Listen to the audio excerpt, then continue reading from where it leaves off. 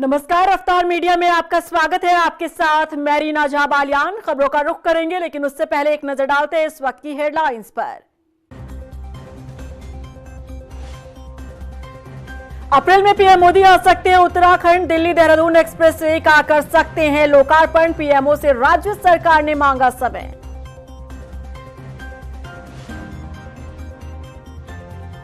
देहरादून में सामूहिक कन्या पूजन में शामिल हुए सीएम धामी। 1100 देवी स्वरूप कन्याओं का किया पूजन। बोले, मातृशक्ति के सम्मान, सुरक्षा और सशक्तिकरण के लिए हो रहा काम। हल्द्वानी में पूर्व मंत्री इंदिरा हृदयेश की जयंती पर हुआ कार्यक्रम। नेता प्रतिपक्ष यशपाल आर्य समेत तमाम कांग्रेस नेताओं ने दी श्रद्धांजलि। बोले, जनता की सेवा में इंदिरा हृदयेश ने किया काम।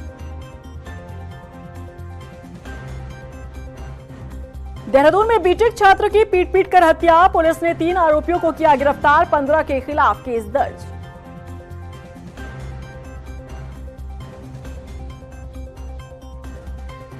धामी कैबिनेट विस्तार हो या फिर केंद्रीय मंत्रियों का उत्तराखंड दौरा हो, हर बार सीएम धामी को लेकर दिए गए बयान और उनके काम की तारीफ ये बताता है कि धामी इज द बॉस। सियासी गलियारों में समय समय पर नेतृत्व परिवर्तन की बातें उठती रही, लेकिन केंद्र के फैसले ने यह साफ कर दिया कि 2027 का चुनाव सीएम धामी के चेहरे पर ही लड़ा जाएगा। देखिए रिपोर्ट। केंद्र और राज्य की पहली पसंद बने धामी। अमित शाह और राजनाथ के बयान ने लगाई मुहर। नेतृत्व परिवर्तन की चर्चाओं पर विराम। धामी के चेहरे पर 2027 का चुनाव। केंद्र और राज्य ने किया साफ, Dhami is the boss. Uttarakhand में अब ना तो मुख्यमंत्री का चेहरा बदला जाएगा और ना ही कोई नेतृत्व परिवर्तन होने जा रहा है। बीते कुछ समय से सियासी गलियारों में इस तरह की चर्चाएं खूब चल रही थी, लेकिन कैबिनेट विस्तार और केंद्रीय मंत्रियों के बयानों ने इन कयासों और चर्चाओं पर विराम लगा दिया है और उत्तराखंड के मुख्यमंत्री पुष्कर सिंह धामी केंद्र और राज्य की पहली पसंद बन गए हैं और 2027 विधानसभा चुनाव बीजेपी धामी के चेहरे पर ही लड़ने जा रही है। और इससे ये साफ हो गया है कि धामी इज द बॉस, क्योंकि जिस तरह से उन्होंने अपने कार्यकाल के दौरान बड़े और कड़े फैसले लिए, इसके दम पर उन्होंने अपनी एक अलग पहचान और छवि बनाई। यही कारण है कि जब जब केंद्रीय मंत्री का उत्तराखंड दौरा होता है, तब तब सीएम धामी की पीठ थपथपाई जाती है। अब हरिद्वार में अमित शाह की जनसभा हो या फिर हल्द्वानी में राजनाथ सिंह का कार्यक्रम, दोनों ही मंत्रियों ने अपने अंदाज में सीएम धामी की जमकर तारीफ की। सीएम धामी को धाकड़ धामी नाम देने वाले राजनाथ सिंह ने अब धुरंधर धामी नाम देकर ये बता दिया है कि 2027 में वो छक्का लगाने के लिए तैयार है। उत्तराखंड की राजनीति का इतिहास ये कहता है कि कार्यकाल के अंतिम चरण में खासकर चुनाव से पहले नेतृत्व परिवर्तन लगभग तय होता है। मुख्यमंत्री पुष्कर सिंह धामी वाली सरकार में इस बार तस्वीर कुछ अलग नजर आ रही है। धामी सरकार ने मंत्रिमंडल विस्तार के जरिए ये साफ संकेत दे दिया है कि परंपरागत राजनीतिक धारणाओं से अलग चलते हुए स्थिरता को वो प्राथमिकता दे रही है। लंबे समय से नेतृत्व परिवर्तन की अटकलों को अब विराम सा लगा दिया गया है। सियासी जानकारों का मानना है कि ये कदम न सिर्फ मौजूदा परिस्थितियों को ध्यान में रखकर उठाया गया है, बल्कि इसका उद्देश्य भविष्य की राजनीति को भी एक स्पष्ट दिशा देना है। देखिए, आदरणीय पुष्कर सिंह धामी जी ने इस उत्तराखंड में बहुत बेहतरीन काम किया है। हम उनके काम से जहां गौरवान्वित हैं, वहां पर ऐतिहासिक निर्णय भी उन्होंने लिए हैं और हम 4 साल बेमिसाल के रूप में हम देखते हैं कि उन्होंने इस उत्तराखंड में जहां एक और अल्पकालीन योजनाएं जिससे कि जनता को तात्कालिक लाभ मिल सके, वो योजना बनाई है, वही दूसरी ओर दीर्घकालीन योजनाओं के माध्यम से हमारा आने वाले 20-25 साल में कैसा उत्तराखंड हो, उसकी भी एक रोड मैप उन्होंने बनाया है, एक प्लान उन्होंने उसमें बनाया है और अनेकों निर्णय जो उनके लिए गए हैं, उसके आधार पर हम कह सकते हैं कि आने वाले समय में भी उत्तराखंड जो है संपूर्ण देश भर में एक अग्रणी राज्य की श्रेणी में शुमार होगा। निश्चित रूप से अगर व्यक्ति इस प्रकार का काम करता है तो उनको उनके नेतृत्व में ही चुनाव हो और पार्टी जीते, ही हमारा लक्ष्य होगा। बीजेपी पहले ही उत्तराखंड में धामी को 2 बार मुख्यमंत्री बनाकर एक अलग राजनीतिक संदेश दे चुकी है। अब मंत्रिमंडल विस्तार के जरिए उन्हें और मजबूत किया गया है। आमतौर पर जहां सरकारी चुनाव से पहले बड़े बदलावों की ओर जाती है, वहीं इस फैसले से ये संकेत मिलता है कि सरकार ने नेतृत्व और कार्यशैली को लेकर आश्वस्त कर दिया है। ये विस्तार दर्शाता है कि सरकार बदलाव की बजाय निरंतरता में विश्वास जताती है। केंद्र सरकार भी अब राज्य सरकार के अब तक के कामकाज को ही आगे बढ़ाने की रणनीति पर काम कर रही है और केंद्र ने इसी के साथ ये साफ संदेश भी दे दिया है कि सीएम धामी उनकी पहली पसंद बन चुकी है।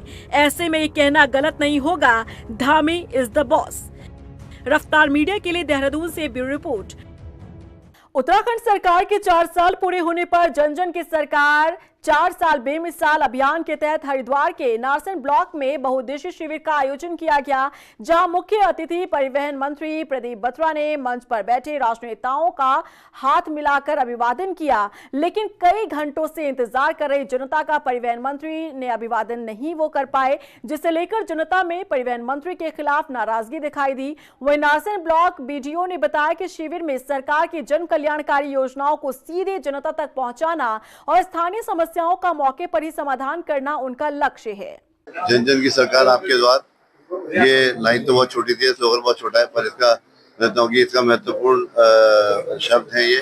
और जब सरकार जनता के द्वार जाती है, जनता एक काम करती है, तभी सरकार मैं समझता हूँ कि अपने फॉर्म में आती है। तो ये कार्यक्रम 4 साल बेमिसाल के उपलक्ष्य में जगह जगह कार्यक्रम हो रहे हैं। हमारी हर नगर पंचायत में, हर नगर निगम में, हर क्षेत्र में, गाँव तक, मंडल तक के कार्यक्रम हो रहे हैं। इसका लाभ लोगों को मिल रहा है। सरकारी योजनाओं का क्रियान्वयन हो, सरकारी योजनाओं का लाभ जनता तक पहुंचे और हर गरीब व्यक्ति, जो पिछड़ा व्यक्ति है, उस तक सरकारी योजना का लाभ पहुंचे, तब सरकार का फायदा है, तब सरकारी योजना का फायदा है। उत्तराखंड के पूर्व कैबिनेट मंत्री और हल्द्वानी विधायक सुमित हृदयेश की माता इंदिरा हृदयेश की 85वीं जयंती पर कांग्रेस कार्यालय स्वराज आश्रम में उन्हें श्रद्धांजलि अर्पित की गई, जहां पर नेता प्रतिपक्ष यशपाल आर्य ने कहा कि उत्तराखंड की राजनीति में इंदिरा हृदयेश की बराबरी में कोई नहीं था और उनके किए गए विकास कार्य आज भी याद किए जाते हैं। वहीं हल्द्वानी विधायक सुमित हृदयेश ने कहा कि उनकी माता ने जनता की सेवा में कोई कसर नहीं छोड़ी। देखिए, ये भावनाएं सबकी भावनाएं, कोई मेरी अकेली नहीं है। और शहर के लोग हों, प्रदेश के लोग हों, उनको जो सानिध्य उनका मिला और जो साथ उन्होंने दिया और जिसका साथ देती थी, खुल के साथ देती थी, ये बात किसी से कभी छुपी नहीं और सही को सही और गलत को गलत कहने वाली थी। और राजनीतिक शैली और कौशल जो उनका था, वैसे किसी से भी नहीं छुपा है। तो आज उनकी जयंती है, स्वराज आश्रम में कार्यक्रम है। मैं सबको बहुत धन्यवाद देता हूँ, आप सब लोग जो आए हैं। और उनकी याद को आगे बढ़ाने का एक ही तरीका है कि उनका जो तरीका था या बताया हुआ रास्ता था, उस पर हम चल सकें। श्रीमती इंदिरा हृदयेश जी का योगदान अविस्मरणीय है। हमने उन्हें करीब से देखा है उत्तराखंड की विधानसभा में, चाहे वित्त मंत्री के रूप में हो, चाहे संसदीय कार्य मंत्री के रूप में हो। उन्हें अपनी योग्यता से, काबिलियत से और अपनी प्रतिभा से समाज को और उत्तराखंड को नई दिशा दी। अंकिता न्याय यात्रा संयुक्त संघर्ष मंच ने उत्तराखंड विधानसभा अध्यक्ष रितु खंडूड़ी के आवास का घेराव किया और इस दौरान कांग्रेस कार्यकर्ता भी घेराव में शामिल हुए। ये प्रदर्शन अंकिता भंडारी हत्याकांड में पूर्ण न्याय, सीबीआई जांच और कथित वीआईपी के नाम को उजागर करने की मांग को लेकर किया गया। आयोजकों ने सोशल मीडिया पर पोस्ट कर लोगों से यमुना कॉलोनी पहुंचने की अपील की थी। प्रदर्शनकारियों ने कहा कि आज मंत्री आवास घेराव की शुरुआत हुई है और आने वाले समय में हर मंत्री के आवास का घेराव किया जाएगा। भारतीय जनता पार्टी के हर नेता के द्वारा वीआईपी दुष्यंत गौतम को बचाने का प्रयास किया जा रहा है और उसके बावजूद जो रितु खंडूरी है, जो महिला सशक्तिकरण का जो तमगा है वो ओढ़ के चलती हैं, उनके द्वारा ये कहना कि अंकिता भंडारी उनके लिए कोई मुद्दा नहीं है। हम ये जानने आए हैं आज रितु खंडूरी से। यहाँ पर आप देख रहे हैं संघर्ष मोर्चा के द्वारा और कांग्रेस के नेता भी यहाँ मौजूद हैं कि क्या रितु खंडूरी उस वक्त भी यही कहती जब अंकिता भंडारी की जगह उनकी खुद की बेटी होती। इस पार्टी की जो विधानसभा अध्यक्ष हैं वो रितु खंडूरी जी हैं, एक संवैधानिक पद पर है। उनका तो पार्टी से कोई मतलब ही नहीं होता पार्टी बचाने का। उनके लिए तो आम जनता जो है बराबर है। न जो संवैधानिक पद होता है, न वो कांग्रेस का होता है, न वो बीजेपी का होता है। लेकिन जब पत्रकार उनको पूछता है कि अंकिता भंडारी मामले में कुछ लोग प्रदर्शन कर रहे हैं, जनता प्रदर्शन कर रही है, उसमें आपका क्या कहना है? कितनी बेशर्मी के साथ उन्होंने ये कह दिया, कितनी असंवेदनशीलता के साथ उन्होंने ये बयान दिया कि इस प्रांत में अंकिता भंडारी तो कोई मुद्दा ही नहीं है। क्या आप सोच सकते हैं कि एक जानलेवा बीमारी शरीर में दौड़ रही हो और अस्पताल में इलाज ही ना मिले? जी हां, काशीपुर जिला अस्पताल में आज मौत का तांडव और सिस्टम की लाचारी एक साथ देखने को मिल रही है, जहां रेबीज के इंजेक्शन के लिए गरीब दर-दर भटक रहे हैं और शासन प्रशासन बजट का रोना रो रहे हैं। देखिए रिपोर्ट। काशीपुर में गरीबों की जान से खिलवाड़। एक तरफ है रेबीज का खौफ, दूसरी तरफ वैक्सीन की कमी। सीएमएस दे रहे बजट की कमी का हवाला। काशीपुर में एक खौफ जिसने पूरे शहर की नींद उड़ा दी है। क्या आप सोच सकते हैं कि मरीज अस्पताल की चौखट पर जाकर इलाज की नहीं बल्कि अपनी जिंदगी की भीख मांगे? काशीपुर के जिला अस्पताल से जो तस्वीरें आई हैं, जो बयान सामने आ रहे हैं, वो आपको भी हैरत में डाल देंगे। अस्पताल के सीएमएस डॉक्टर संदीप कुमार दीक्षित कैमरे के सामने बजट का रोना रो रहे हैं और ये कबूल कर रहे हैं कि उनके पास वैक्सीन नहीं है। लेकिन सवाल ये है कि जब एक जिम्मेदार अधिकारी गुहार लगा रहा है, तो क्या देहरादून में बैठी सरकार के कानों पर जूं तक नहीं रेंग रहा? क्या मुफ्त इलाज का वादा सिर्फ चुनावी रैलियों के लिए था? हमारे पास जो उपलब्ध एंटी रेबीज वैक्सीन थी पर्याप्त नहीं थी, क्योंकि हमें स्टोर से भी नहीं मिल पा रही थी और लोकल परचेज से भी वो आपूर्ति हम नहीं कर पा रहे थे। पर हमने वो आपूर्ति थोड़ी सी अपने स्तर से, निजी स्तर से बढ़ाई है। हम ये प्रयासरत है कि अब ज़्यादा से ज़्यादा आप उसको खरीदारी करें। जो हमारे पास बजट होता है, हालांकि आपको सभी को पता है कि बजट भी सीमित होता है अस्पताल का एक वित्त वर्ष का, उसके अंतर्गत हमें पूरा बजट हम एक ही सिर्फ दवा के लिए नहीं दे सकते।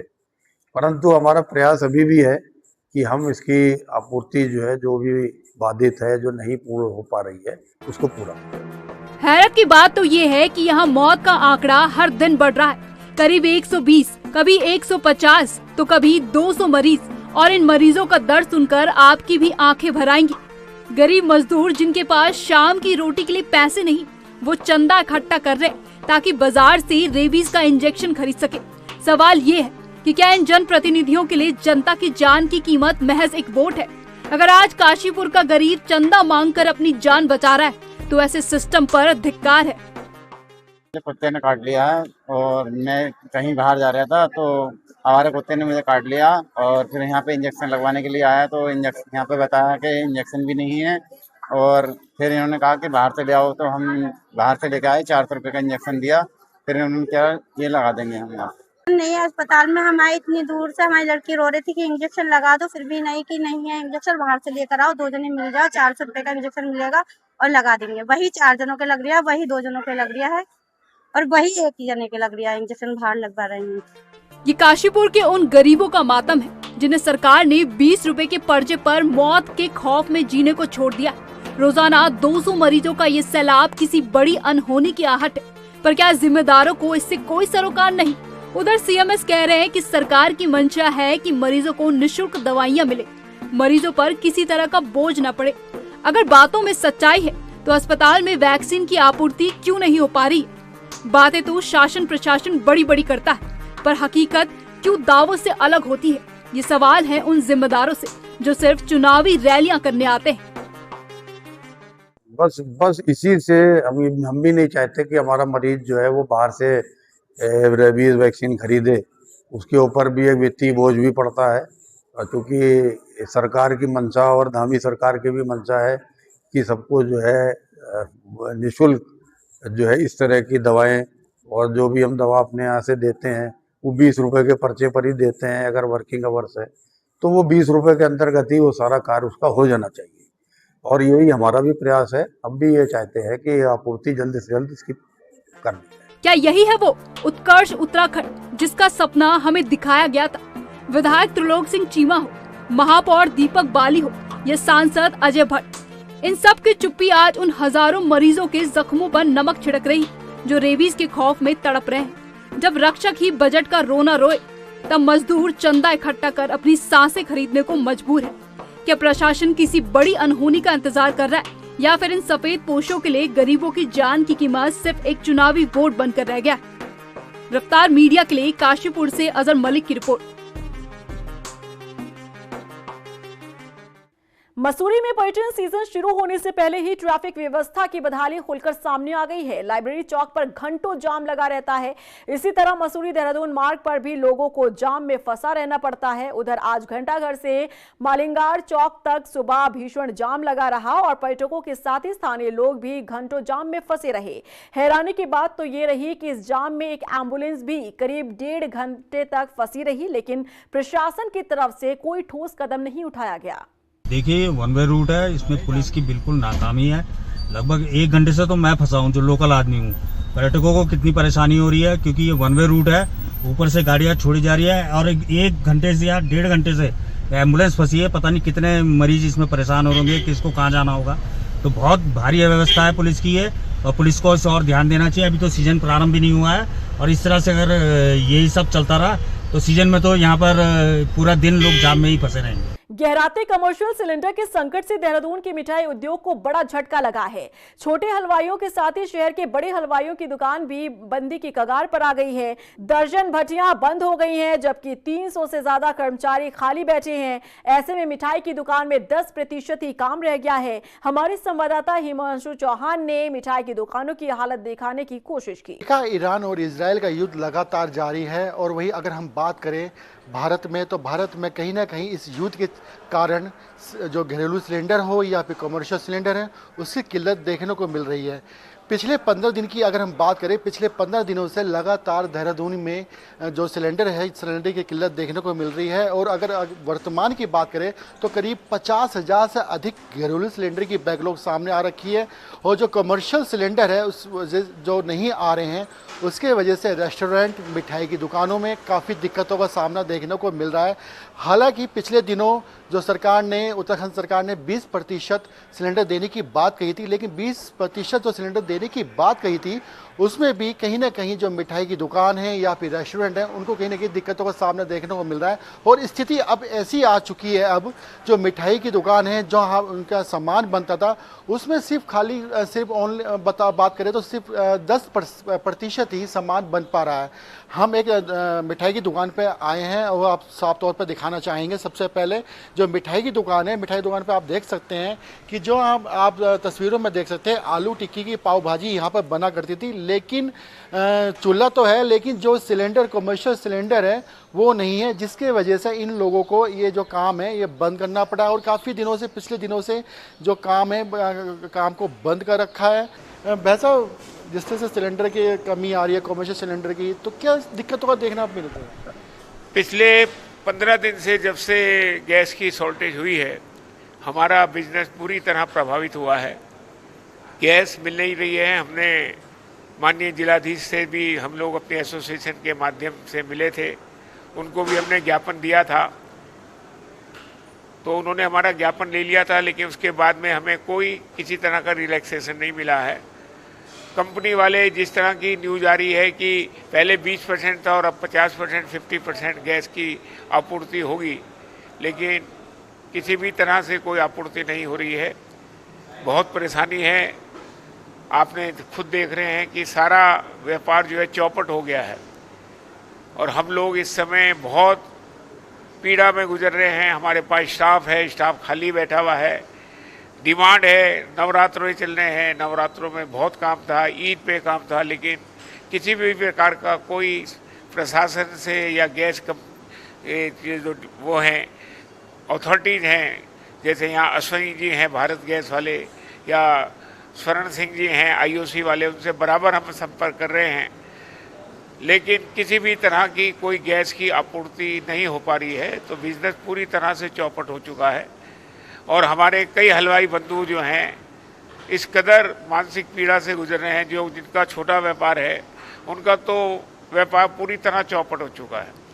मेरा आपके माध्यम से प्रशासन से भी सहयोग करने का मैं अपेक्षा करता हूं कि जल्दी से जल्दी हम लोगों के काम को देखें।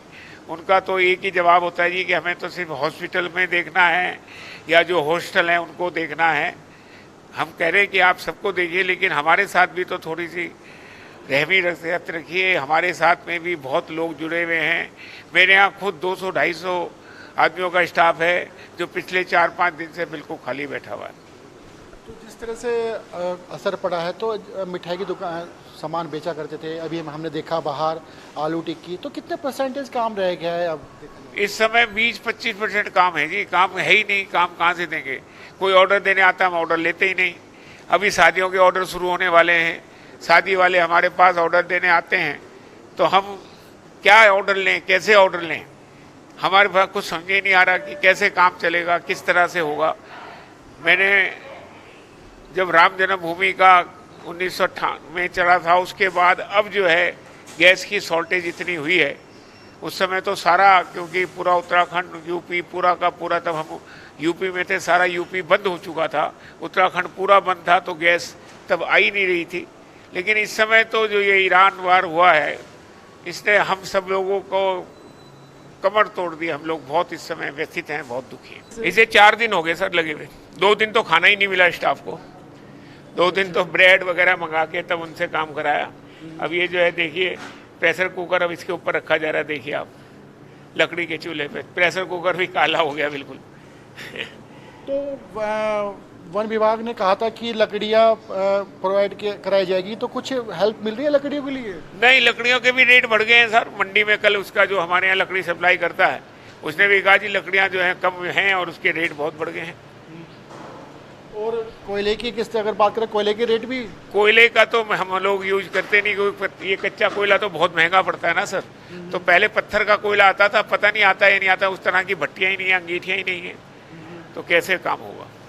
तो आप देख सकते हैं, हमने बातचीत करी गुप्ता जी से, तो उनका साफ तौर पर कहना है कि जो कमर्शियल सिलेंडर नहीं आ रहे हैं उसके वजह से काफ़ी दिक्कतों का सामना देखने को मिल रहा है।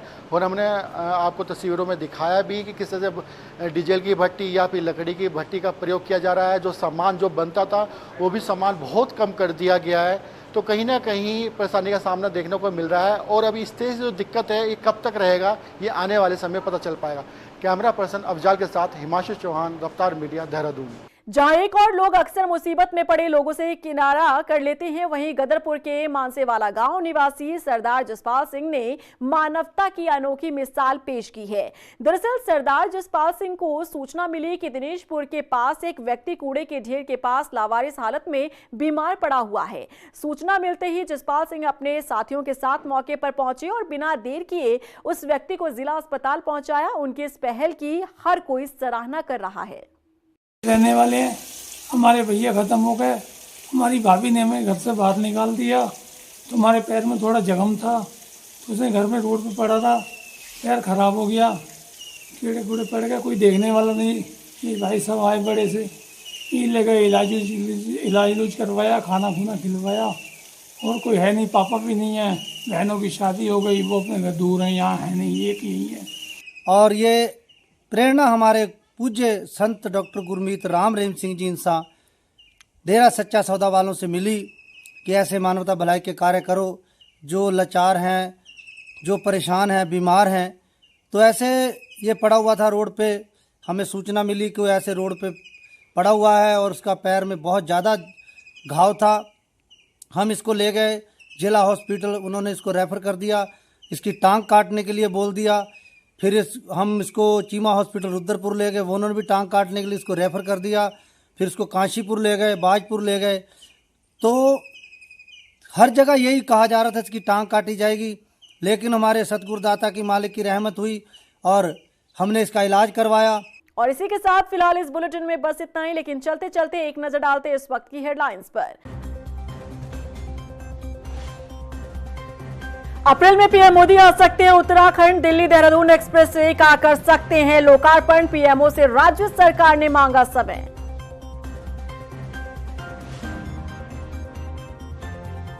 देहरादून में सामूहिक कन्या पूजन में शामिल हुए सीएम धामी, 1100 देवी स्वरूप कन्याओं का किया पूजन, बोले मातृशक्ति के सम्मान, सुरक्षा और सशक्तिकरण के लिए हो रहा काम। हल्द्वानी में पूर्व मंत्री इंदिरा हृदयेश की जयंती पर हुआ कार्यक्रम, नेता प्रतिपक्ष यशपाल आर्य समेत तमाम कांग्रेस नेताओं ने दी श्रद्धांजलि, बोले जनता की सेवा में इंदिरा हृदयेश ने किया काम। देहरादून में बीटेक छात्र की पीट कर हत्या, पुलिस ने 3 आरोपियों को किया गिरफ्तार, 15 के खिलाफ केस दर्ज।